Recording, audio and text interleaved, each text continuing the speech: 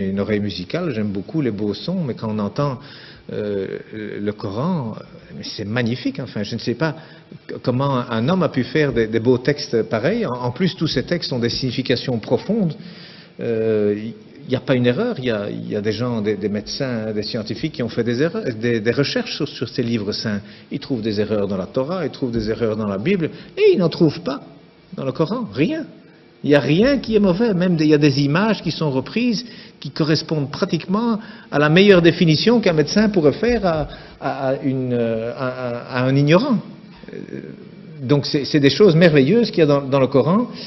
Et en plus, moi j'ai découvert récemment la formule de la beauté, comme on dit, c'est-à-dire qu'aujourd'hui la beauté c'est quelque chose qu'on calcule mathématiquement, hein, donc il y a des formules pour savoir jusqu'où il faut mettre du rouge à lèvres, jusqu'où est-ce qu'il faut épiler les sourcils. Il y a un coin à respecter qui va du coin de la bouche, le long du nez, jusqu'au coin de l'œil et le début du sourcil. Donc ce qu'il y a là, il faut l'enlever, et puis il faut aller du coin de la bouche à l'autre coin de l'œil, jusqu'à l'autre fin de sourcil. Cet angle, il doit être exactement l'angle qui correspond à un rectangle où il y a cette proportion, la beauté mesurée, comme on appelle, que d'ailleurs Fibonacci a découvert lorsque les chiffres romains ont été éliminés et remplacés par les chiffres arabes. Alors, ils viennent d'Inde en réalité, hein, avec le sifr, le zéro, hein, en arabe ça s'appelle le sifr, donc c'est devenu les chiffres plutôt que les nombres. Et puis Fibonacci l'a découvert avec ces chiffres, c'est formidable, on peut faire des calculs infiniment grands, et puis avec la virgule infiniment petit. Et il a découvert comme ça que la pyramide de Khéops, le Parthénon, enfin tous ces beaux bâtiments, même en Italie, il a découvert qu'il y a toujours la bonne proportion. Même les peintures, il a découvert que toujours c'est au même endroit que doit se trouver le centre du tableau. C'est pas au centre, hein, non, c'est quelque part 1 sur 1,618. Donc il y a des proportions. Eh bien aujourd'hui on retrouve, la Mecque se retrouve sur la terre aujourd'hui. Hein, lorsque vous avez 1 et 1,618, eh bien cette ligne, elle passe à travers la Mecque, à travers la Kaaba au mètre près. Et la distance entre la Kaaba et le pôle Nord fait 1, et entre la Kaaba et le pôle Sud fait 1,618. Ça veut dire qu'Abraham, il a abandonné sa femme, enfin sa servante Hajar, avec son fils Ismaël. Elle a dit pourquoi ici? Dieu m'a dit ici.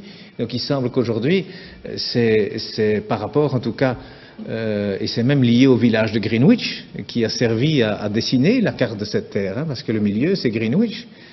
Eh bien, c'est considéré là comme le centre de beauté que tous les peintres utilisent aussi. D'ailleurs, depuis Leonardo da Vinci, il a dessiné des tas de choses. Vous savez, le corps, 1,618. Le nombril, il est à 1 mètre du sol. La taille idéale, c'est 1,618 m. Donc, il y a plein de choses. Les dents même, la dent du milieu, elle fait 1,618. À côté, elle fait 1. La bouche, elle fait 1,618. Le nez, il doit faire 1. Et il y a des chirurgiens esthétiques aujourd'hui qui utilisent ces mathématiques pour corriger les visages. Eh bien, il y a un verset qui contient la Mecque dans le Coran. Hein, eh bien, le verset, il fait 47 lettres, divisé par 1,618, ça fait 29. Pile poil le début du mot Mecca. Enfin, c'est un bas de Becca, mais c'est pile poil à cet endroit-là. Donc, je veux dire, quand on découvre des choses comme ça, et il y en a encore hein, dans le Coran, il y a des vérités comme ça mathématiques, on se dit, c'est quoi ça? C'est pas un homme, il n'avait pas d'ordinateur, hein, le prophète, il n'en avait pas, c'est sûr, c'est certain, ça c'est vraiment une vérité, on n'a jamais rien retrouvé d'informatique à l'époque, c'est sûr. Et ça a déjà été testé, à mon avis, 1 million de fois, ça fait partie de la science exacte. Mais cet homme, d'où est-ce qu'il a cherché ce texte? Il y a plein de choses comme ça. Alors le premier message d'ailleurs, il faisait 19 mots. Le premier message de 19 mots, Bismillahirrahmanirrahim, fait 19 lettres. Il y a 6 fois 19 sourates, il y a 142 fois 19 le mot Dieu dans le Coran, il y a 3 fois 19 fois le miséricordieux dans le Coran. Ce chiffre 19 dans le Coran, c'est aussi quelque chose d'incroyable. Mais donc le premier message, c'était, voilà, informez-vous. Au lieu d'interpréter, d'abord le savoir. D'abord savoir de quoi on parle. Et le dernier message du prophète, dont on dit qu'il est mauvais pour les femmes, eh bien, il a dit, soignez vos femmes, et pour la prière, ne l'abandonnez pas.